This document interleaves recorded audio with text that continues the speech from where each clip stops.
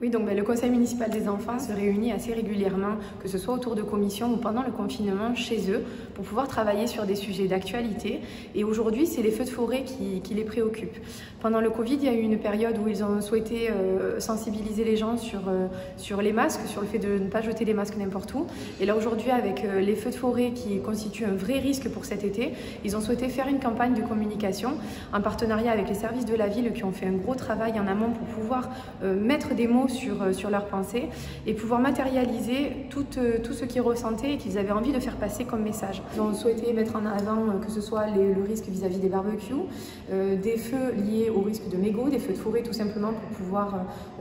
lorsque les gens vont en camping, ou encore des pétards quand les jeunes veulent s'amuser entre eux.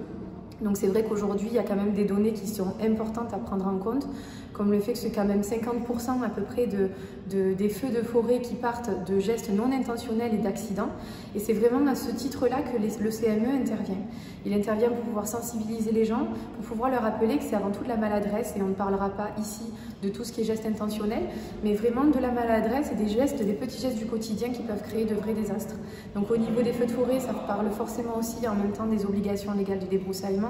Et le conseil municipal des enfants fait un petit rappel à ce sujet en rappelant que justement il peut y avoir aussi, notamment hors agglomération, du non-respect des obligations légales de débroussaillement qui a débouché sur des feux de forêt.